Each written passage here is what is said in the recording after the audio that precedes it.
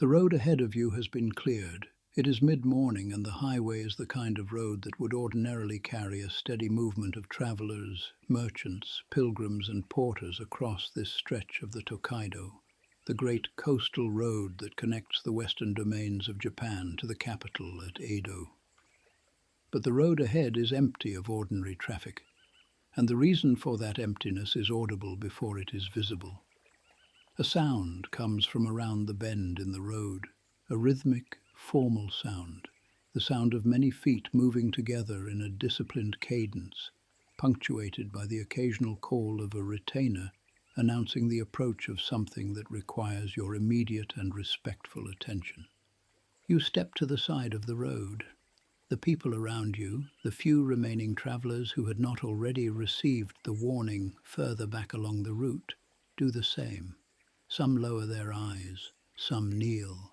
The protocol for encountering a daimyo procession on the public road in the Edo period of Japan is not ambiguous, and failing to observe it carries consequences that nobody present is interested in testing. The procession comes around the bend and it does not end quickly. The advance guard appears first, foot retainers in formal livery moving in a precise formation that announces the character of what follows. Then the mounted samurai, their horses moving at the careful pace that the procession's overall speed requires, their posture formal and deliberate. Then the retainers carrying the Lord's weapons, the spears and the halberds mounted on long poles that sway slightly above the procession's progress, their presence communicating the military authority of the household even in this ceremonial context. Then the porters carrying chests and cases and boxes whose contents, clothing, documents, household goods, gifts for presentation in Edo, represent the material requirements of a powerful lord maintaining his position across two residences simultaneously. Then, at the procession centre, the enclosed palanquin that carries the Lord himself, its lacquered surfaces and its decorative elements marking the rank and the lineage of the man inside it. And then more retainers, more porters, more horses, more baggage, the procession continuing past your position on the roadside for long enough that you begin to understand something about it that its formal appearance was not designed to communicate directly. This is not a modest journey. The Lord whose procession this is governs a domain that produces 100,000 koku of rice per year, and the procession reflects that income in the number of people it contains, the quality of the equipment it displays, and the distance it has already travelled and has yet to travel before it reaches Edo's outskirts. But here is the thing about this procession that its ceremonial organization is very deliberately arranged to conceal. The Lord inside the palanquin is not traveling because he has chosen to travel. He is traveling because the Tokugawa system of government that has organized Japan since 1603 requires his presence in Edo, and that requirement is not a request or an invitation or a tradition that powerful lords might reasonably decline if the timing was inconvenient. It is an obligation enforced through mechanisms that this episode will examine in detail, and the procession's magnificent appearance, the banners, the retainers, the formal livery, the careful order of the marching column, is precisely the appearance that a system requiring a lord to perform his own controlled movement would want that movement to project. The procession looks like power traveling freely toward its destination. What it actually is authority moving under management it did not design and cannot alter. If you haven't already, like and subscribe to the Sleep-Inducing Historical Archive. We are still boring and we will always be boring, so ring that bell for more boring content delivered to you as only we can deliver it. Settle in. The procession has a long road ahead, and the system that requires it is the subject of everything that follows. To understand why a system like alternate attendance exists, you need to understand the political geography of Edo period Japan and the specific problem that geography presented to the Tokugawa rulers who unified the country and then had to figure out how to keep it unified. Japan in 1603, when Tokugawa Ieyasu consolidated his authority following his decisive military victory at the Battle of Sekigahara 3 years earlier, was not a centrally administered state in the way that a modern national government would understand that concept. It was a collection of domains, han, each governed by a hereditary lord, a daimyo, whose authority within his own territory was substantial and whose relationship to the central government was defined by a combination of formal submission, historical loyalty, military capacity, and the practical calculation of interest that any powerful regional ruler performs when assessing the relative costs of cooperation versus resistance. There were, at various points in the Edo period, somewhere between 200 and 270 of these domains scattered across Japan's geography, ranging in size and wealth from substantial territories whose annual rice production ran into hundreds of thousands of koku. A koku being the standardized measure of rice that the period used as its primary unit of economic calculation, roughly the amount required to feed one adult for 1 year, down to comparatively modest domains whose lords were powerful figures within their local context, but limited players in any national calculation. Each of these daimyo maintained his own castle or fortified residence, his own administrative apparatus, his own system for taxing the agricultural production of his territory, and his own force of samurai retainers whose loyalty was to the lord personally rather than to any central authority. The samurai were not simply soldiers in the modern professional military sense. They were a hereditary class whose identity, income, and social position were entirely bound up with service to a specific lord, and whose existence represented a permanent armed capacity within the domain that could, under the right circumstances, translate into military action at the lord's direction. This is the Tokugawa shogunate's fundamental problem, stated plainly. The country is full of powerful men with their own armies, their own revenues, their own administrative structures, and their own histories of independent action. The Tokugawa victory at Sekigahara established supremacy, but supremacy established through military victory is different from supremacy that is self-sustaining. It requires continuous maintenance against the possibility that defeated rivals or ambitious newcomers might calculate that the costs of challenging it have declined sufficiently to make the attempt worthwhile. The shogunate's response to this problem is not the simple one of eliminating the regional lords, which would require a level of continuous military force that the shogunate could not maintain indefinitely and would produce precisely the kind of instability and resistance that it was trying to avoid. Nor is it simply trusting in the loyalty that the lords express in their formal communications and ceremonial submissions, because loyalty expressed in ceremony is a different thing from loyalty that holds under the pressure of opportunity and calculation. The shogunate's actual response is considerably more elegant and considerably more durable than either of these obvious alternatives.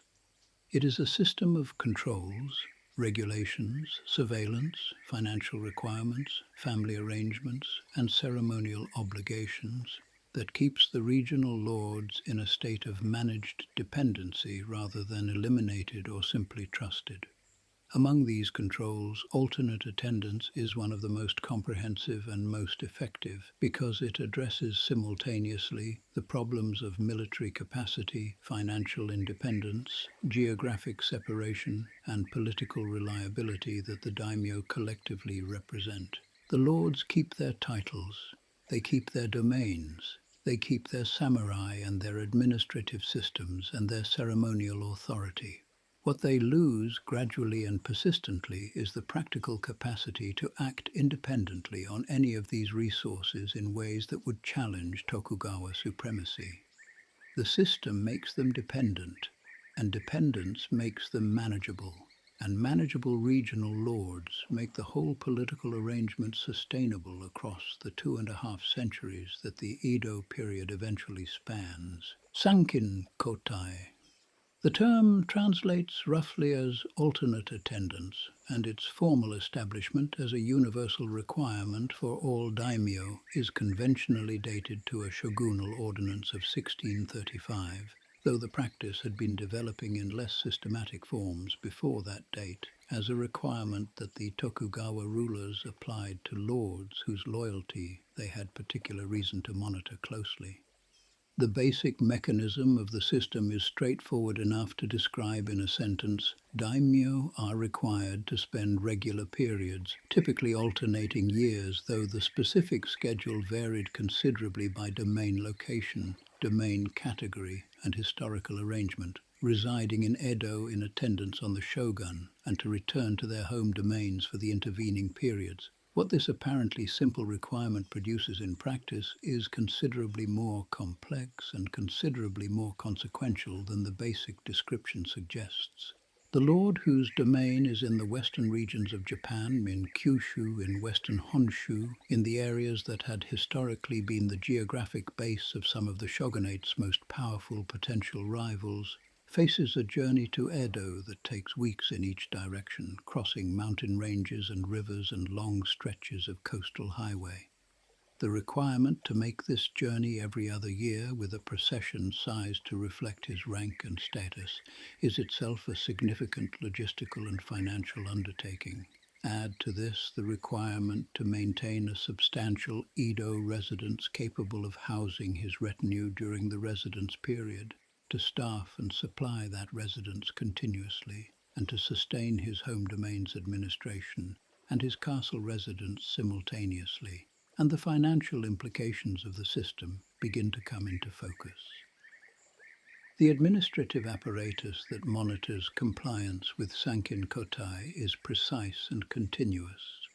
Officials in Edo track the scheduled arrivals and departures of each domain's lord, recording the dates against the required schedule and noting any deviations that require explanation or formal permission.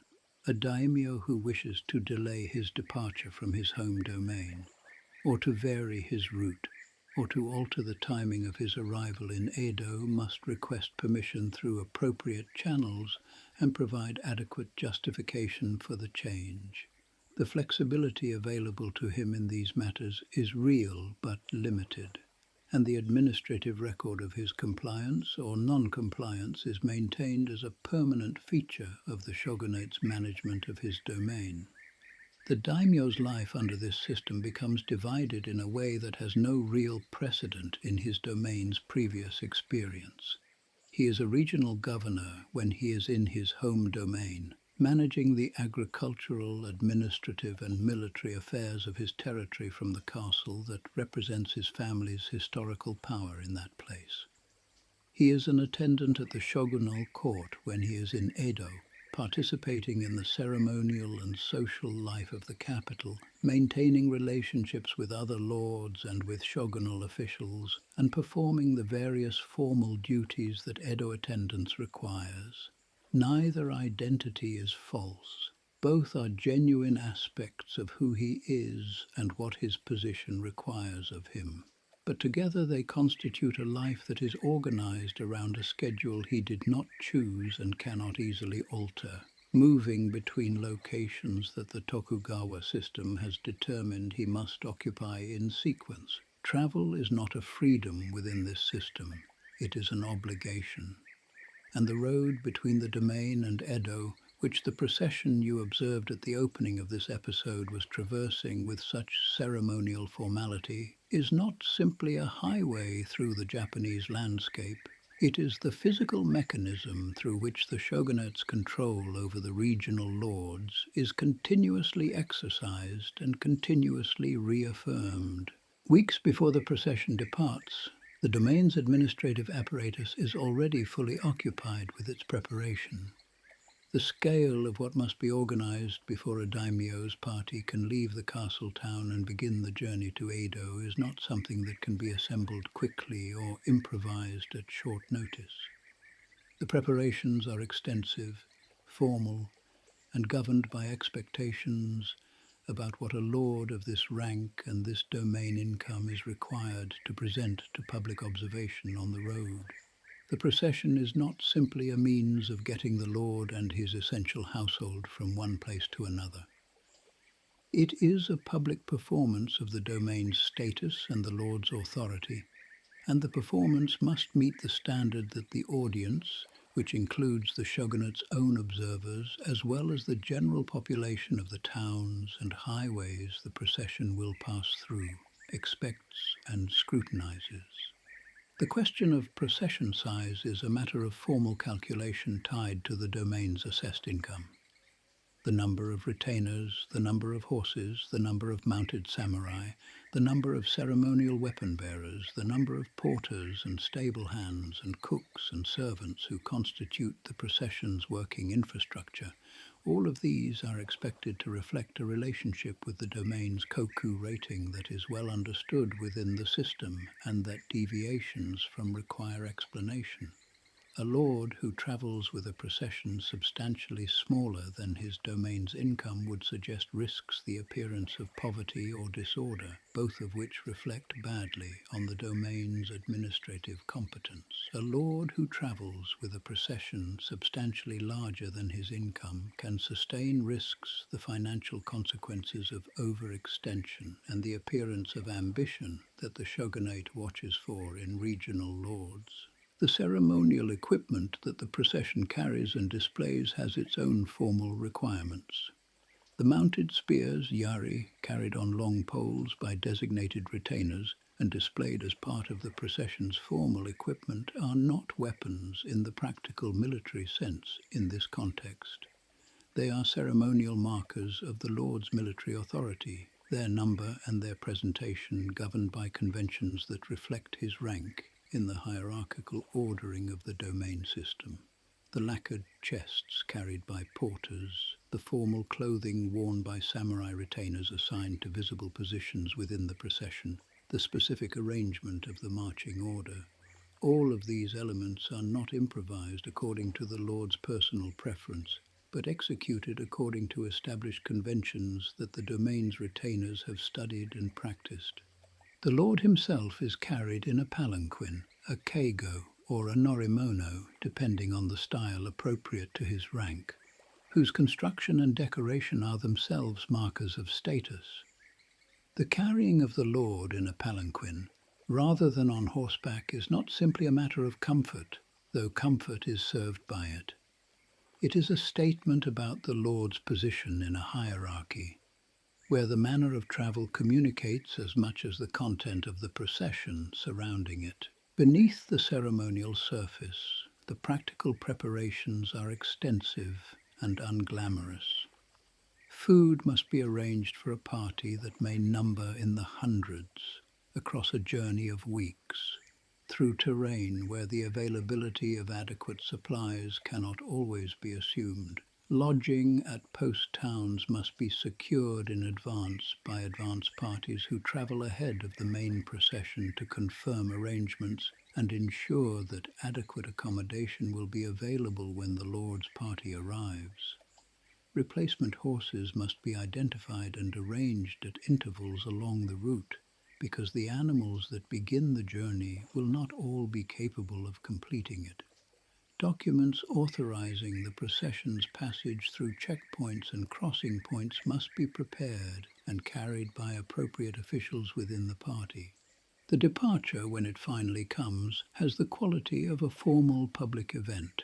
The castle town's population witnessing the Lord's departure, the retainers assembled in their correct positions, the banners raised, the formal order of march established and confirmed before the procession moves through the castle gate and onto the road that will carry it toward Edo. The weeks of preparation have produced this moment of organized ceremonial departure, and the departure's impressive appearance rests upon every hour of logistical work that preceded it. The Tokaido Highway connects the domains of the west and southwest to Edo along a coastal route that passes through some of the most geographically varied terrain in Japan, and the experience of traveling it with a procession of several hundred people and an equivalent number of horses and pack animals is not the experience of moving quickly through a landscape. The average daily distance that a daimyo procession covers on the main highways is modest by any standard, perhaps 10 to 15 kilometers on a good day, depending on the terrain, the weather, the condition of the road surface, the number of river crossings, and the various delays that a large organized group generates simply by virtue of its size and its organizational requirements. The journey from a western domain to Edo might take 2 to 3 weeks or more at this pace, and the journey from the most distant domains in Kyushu could run considerably longer. In a year organized around the alternating requirements of sankin-kōtai, the travel itself consumes a significant portion of the Lord's time that is in neither place but in between. The checkpoints, sekisho, that the Tokugawa road network maintained at strategic points along the major highways are one of the physical mechanisms through which the shogunate monitored the movement of people, and particularly the movement of daimyo and their parties, through the country. The requirement to present documentation at these checkpoints was not a formality. The checkpoints were staffed by officials whose specific responsibility was to examine the papers of passing parties against the expected schedules and rosters, and whose records fed into the shogunate's broader system of tracking compliance with movement regulations.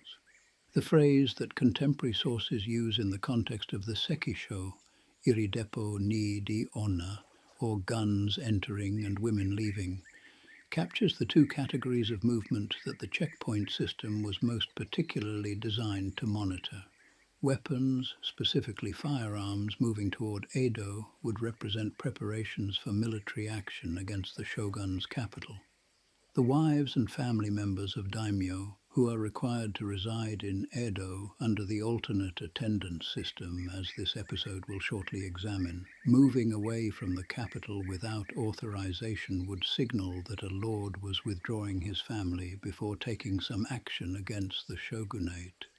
These were the checkpoint's primary operational concerns, and the documentation requirements for passing through them were designed accordingly. The river crossings present a different category of challenge. The Tokugawa road system deliberately maintained the major rivers without permanent bridges at certain strategic points, requiring travelers to ford or to use ferries whose operation was controlled by local officials. This was not an oversight or a failure of infrastructure investment. It was a deliberate feature of the system, because rivers without bridges are natural barriers to the rapid movement of military forces, and the shogunate's road management was at all times attentive to the military implications of infrastructure decisions. A daimyo whose procession must wait for a river to subside after heavy rain is a daimyo whose movements are being slowed by a mechanism the shogunate installed precisely to slow movements that it did not authorize. The practical labor within the procession during this journey is distributed very unequally across the ranks that compose it. The lord in his palanquin experiences the journey as a sequence of days in which the landscape changes outside the palanquin's screens, while the organizational work of travel proceeds around him. The porters who carry the chests and the baggage experience the same journey as hours of sustained physical exertion across terrain that varies from flat coastal highway to steep mountain passes where the footing is uncertain and the weight of the load is unchanged by the gradient. The retainers who maintain formation throughout the journey's duration experience it as a discipline problem. The maintenance of ceremonial order across days of walking that the ceremony's formal appearance does not acknowledge as effort. The advance party that rides several days ahead of the main procession carries a specific function within the alternate attendance system that the procession's formal appearance on the road does not make visible. These riders, senior retainers or domain officials authorized to make arrangements on the Lord's behalf, are traveling to each post town along the planned route to confirm and finalize the accommodation and supply arrangements that the main procession will require when it arrives. The conversations they have with local officials and with the proprietors of the establishments designated to receive the Lord's party are not casual inquiries about availability. They are confirmations of arrangements that have typically been preceded by formal communications between the domain's administration and the post town's own administrative structure, and that carry with them a specific set of requirements that the post town is expected to meet. The post town, Shukuba-machi, was a specific category of settlement in the Edo period's road network, officially designated and administered, with defined obligations to provide accommodation, horses, porters, and other travel services to official parties using the highway. The designation was both a privilege and a burden. It brought commercial activity and a degree of official recognition to the settlement, but it also imposed obligations that could strain local resources significantly when the official parties in question were the large and demanding processions of major daimyo. The preparations within the post town for a major daimyo party's arrival begin well before the advance riders reach the town. News of an approaching procession travels through the highway network by its own informal mechanisms, and the town's officials, innkeepers, stable handlers, and various service providers typically have several days' warning before the arrival date to make the necessary arrangements. The principal inn, the honjin, designated for the accommodation of official travelers of high rank, is cleaned and prepared to a standard that ordinary commercial guests do not receive. Its rooms arranged according to conventions governing the reception of a lord of this specific rank. Ordinary travelers who had expected to use the honjin or the adjacent establishment, the waki honjin, find themselves redirected to lesser accommodation or required to wait until the daimyo party has passed before the road's normal service patterns resume. The inconvenience is real, and it is not trivial for travelers whose own journeys are organized around specific timelines, but it is not a matter for protest. The hierarchy of the road is clear, and the daimyo party's requirements take precedence over civilian convenience without any ambiguity. The stable requirements of a large procession place particular strain on the post town's horse management resources. The alternate attendance system, operating across the full network of domains and their processions moving in both directions along the major highways through the year, generated a continuous demand for horses, fodder, handlers, and stable facilities that the post-town system was specifically organized to supply, but that nonetheless stretched those resources at the points in the calendar when multiple large processions converged on the same sections of road. Domain processions were scheduled partly to avoid these convergences, but the scheduling was imperfect and the practical demands on post towns were sometimes severe. The cleaning of the road surface in front of key establishments before the Lord's arrival, the sweeping of dirt and debris, the removal of anything that might present an unfavorable appearance to the procession as it entered the town, was a local official responsibility that communicated the post town's understanding of its obligations to the alternate attendance system. The daimyo's arrival in the town was a formal event observed by its population, and the town's management of that event reflected on its officials in ways that created strong incentives for careful preparation. The mathematics of maintaining two major residential establishments simultaneously across the full 2.5 centuries of the Edo period represents one of the system's most effective and most quietly devastating mechanisms of political control. The Edo residence, the daimyo yashiki, was not a modest urban property.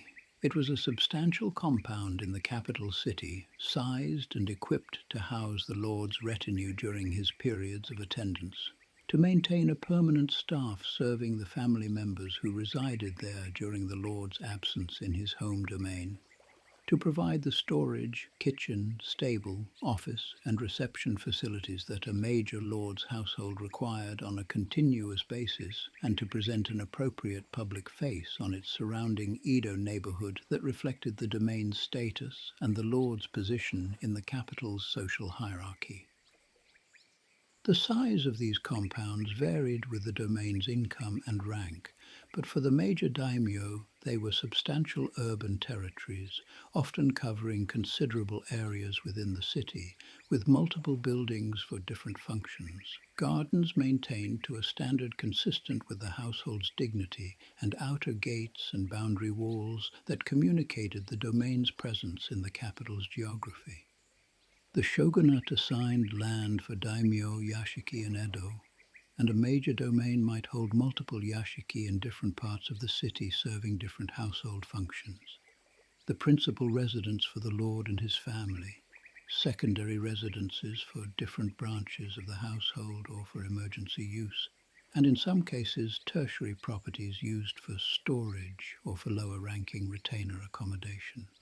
Staffing these compounds required maintaining a significant population of retainers, servants, and administrative staff in Edo on a continuous basis, people who needed to be housed, fed, clothed, and paid from the domain's revenues, regardless of whether the lord himself was in residence. The alternation of the lord's own presence meant that the compound was never entirely empty, but the character of what it required changed, depending on whether it was operating as the lord's active residence or as a maintained establishment awaiting his return. In either mode, the costs were continuous. Back in the home domain, the castle residence and its administrative apparatus operated simultaneously. The castle town's population, the domain's samurai retainers who remained in the home domain, while a portion of the household accompanied the lord to Edo, the agricultural administration that managed the rice taxes, supporting everything. All of this continued to require funding and management from the same domain revenues that were simultaneously supporting the Edo establishment, the procession costs, and the various ceremonial and gift-giving obligations that Edo attendance entailed. Domain officials who managed these finances in the Edo period developed a detailed expertise in the management of what were often genuinely stretched circumstances. The annual rice tax revenues that constituted the primary income of most domains were fixed by the assessed productivity of the agricultural land, and they did not expand to accommodate increases in expenditure. When the costs of alternate attendance, the procession, the Edo residence, the gifts, the repairs, the staff salaries in 2 locations exceeded what the annual revenue could comfortably support, domains borrowed. And when domains borrowed from the merchant class that had developed extensive financial services in the Edo period's commercial environment, the interest on those borrowings added to the following year's fixed costs, which in some domains created a cycle of financial pressure that the domain's own administrative ingenuity could not resolve.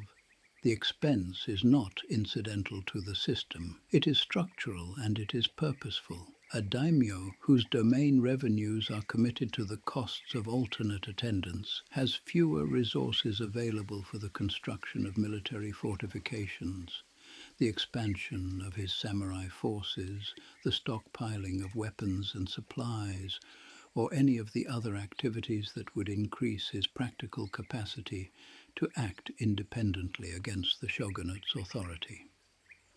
The treasury depleted by ceremonial obligation is a treasury that cannot fund rebellion. This is not a side effect of a system designed for other purposes. It is one of the system's central achievements. When the daimyo returns to his home domain at the end of his Edo attendance period, he travels without his wife and without his designated heir. They remain in Edo. This is the element of the alternate attendance system that makes most explicit what the system is ultimately about, beneath the ceremony and the administrative regulation and the financial pressure. The Lord's most important family members, the people whose safety he cares about most completely and whose futures are most entirely bound up with his own household's continuity, are in the capital, in a residence that the shogunate can observe and that the lord cannot protect by any means available to him if the shogunate's disposition toward him changes. The family's presence in Edo is formal and comfortable in its material circumstances. The wife of a major daimyo in the capital lived in a substantial residential compound with appropriate staff, participated in the social life of the capital's elite class, received and returned visits from other lords' families, managed a significant household, and engaged in the various cultural and ceremonial activities appropriate to her position. The heir received education and experienced the capital's intellectual and cultural environment in ways that shaped the next generation of domain leadership. The Edo residence was not a prison in any visible sense, but its character as political confinement is not entirely hidden by its material comfort, and nobody involved in the system, not the lords, not their families, not the shogunal officials who administered the system, was unaware of what the presence of the family in Edo actually meant in functional political terms.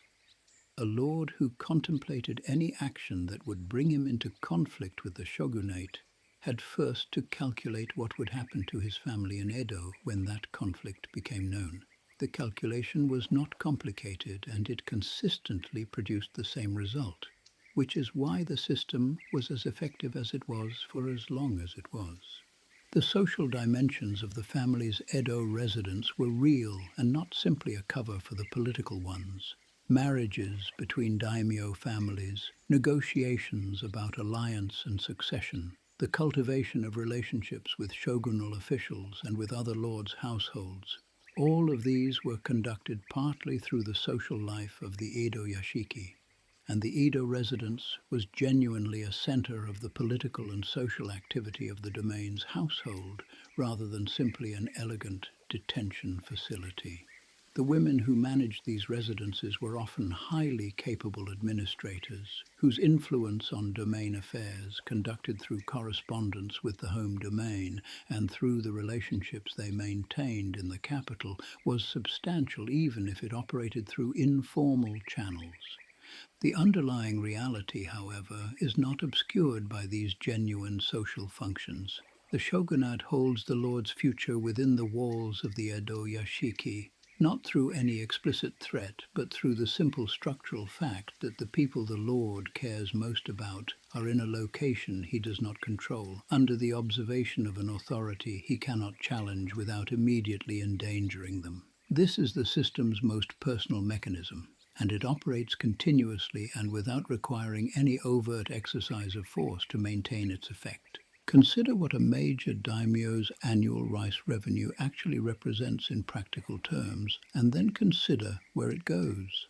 A domain assessed at 100,000 koku of annual rice production generates, after the portion retained by the farming population that produces it, a substantial quantity of rice that is converted into cash through sale in the markets of Osaka or Edo and used to fund the domain's entire operation. The salaries of the samurai retainers, the maintenance of the castle, the administrative costs of governing the domain's population, and all of the other recurring expenses that a functioning regional government generates. In a domain of this size, the samurai population and its dependents alone number in the thousands, and their stipends represent a fixed and recurring annual cost that the rice revenue must cover before any discretionary expenditure is considered. From the revenue that remains after these fixed costs, the domain must fund the alternate attendance system in all its dimensions. The procession costs, the wages of extra porters and guides engaged specifically for the journey, the fodder and veterinary costs of the horses, the accommodation costs at post towns along the route, the replacement of equipment worn out or damaged during travel, are significant but not the largest single item. The Edo yashiki's maintenance and staffing costs, accumulated across the full year, including the periods when the lord himself is not in residence, represent a continuous draw on the domain's revenues that rivals the home domain's own administrative costs. The gift-giving obligations that Edo attendance creates, the formal presentations to the shogun, the exchanges with other daimyo households, the contributions to shogunal construction projects and ceremonies that were periodically required of the domain, add further to the total. The commercial life that this expenditure generates in Edo is real and significant. The daimyo yashiki were major consumers of the services and goods that Edo's merchant population supplied: food, fabric, lacquerware, construction services, financial services, entertainment, and the hundreds of other things that a large residential establishment requires continuously. The constant movement of processions along the major highways supported an entire infrastructure of post towns, horse dealers, porter contractors, innkeepers, and road maintenance workers, whose livelihoods were substantially dependent on the alternate attendance system's continued operation. Merchants who lent money to cash-strapped domains against future rice revenues had a significant interest in the system's perpetuation. The Edo that grew through the Edo period into one of the world's largest cities grew partly on the basis of the wealth that the alternate attendance system channeled into it. The domain revenues that followed the daimyo processions to the capital and circulated there through wages, purchases, construction, and services before finding their way into the city's economic life. The roads that the Tokugawa period developed into a functioning national network were developed partly to serve the alternate attendance system's requirement for reliable routes between the domains and Edo. The commercial and cultural connections between different regions of Japan that the system's constant movement of people created were genuine and lasting contributions to the country's development. None of this, however, was the system's purpose. The roads and the commerce and the urban growth were effects. The purpose was political, and the political effect was the one the shogunate had designed for. Domain revenues continuously channeled toward expenditure that left less available for the military and political independence that those revenues might otherwise have funded. The procession has been traveling for weeks, and now it approaches Edo. The retainers who have been maintaining ceremonial formation across mountain passes and river crossings and days of rain straighten themselves now, because the approach to the capital requires the procession to present itself in the condition that the city's observation demands. Clothing is adjusted. The formation is tightened. The banners that have been carried in their travelling configurations are raised in the manner appropriate to a formal arrival. The pace acquires the measured quality that distinguishes a ceremonial approach from simple travel. The Lord inside the palanquin is aware of this transition. He has made this journey multiple times, and he knows what the approach to Edo requires. The procession that has been, for the weeks of travel, a working organization of people and horses and baggage moving through the Japanese landscape, is reassembling itself into the formal institution that Edo's observation expects to see arriving at the capital's gates. The appearance it presents is one of substantial regional power arriving in appropriate ceremony at the center of national authority. The banners announce the domain. The samurai retainers demonstrate the household's military capacity. The procession's size communicates the domain's income. Everything about the visual presentation says that this is a lord of consequence arriving in the capital in the manner that his position requires. The gap between this appearance and the reality beneath it is the subject of this episode, and by now that gap should be visible clearly enough that the procession's impressive arrival can be read simultaneously in both registers. The Lord arrives with all the appearance of authority. He arrives under a travel requirement he did not choose, along a route approved by officials who are not his own, at the conclusion of a journey that has consumed significant portions of his domain's revenues. He arrives to take up residence in an Edo compound that his family never fully left, in a capital city whose relationship with his domain is organized around his continuous and monitored presence, rather than his independent political action. He arrives to participate in the ceremonial and social life of the shogunal court in ways that consume more of the domain's time and money and attention in the service of appearances that the system requires him to maintain. The Tokugawa shogunate controlled the regional lords of Japan for 2.5 centuries without eliminating them, without continuously fighting them, and without relying primarily on the kind of direct coercive force that would have required a permanent military establishment beyond what the shogunate could sustain. It controlled them through a system that made their own wealth and their own movement and their own family arrangements into the mechanisms of their own management. The road that the procession has travelled to reach Edo's gates is the shogunate's most elegant instrument. It allowed the lord to display his power to every town and checkpoint and ordinary traveller along its length. And it reminded him in every checkpoint document and every post-town arrangement and every week of travel away from his domain, who had decided that he must travel it, and when, and what he would find when he arrived. The procession passes through the gates of Edo. The banners are visible above the gate for a moment after the procession has entered. Then they disappear, and the gate closes, and the road outside continues its ordinary traffic as though nothing particular has occurred. The gates have closed, and the procession has been absorbed into the city. You remain a moment on the road outside, the highway resuming its ordinary movement around you, the banners no longer visible, the sound of the procession already gone ahead into the streets beyond the gate. The road is the same road it was before the procession passed. It will be travelled again. These are the beliefs that turned obligation into ceremony and ceremony back into obligation, where the road that displayed a lord's power was the same road that kept him moving on someone else's schedule. The archive is always open whenever you need to relax yourself first, learn something new, and then fall asleep.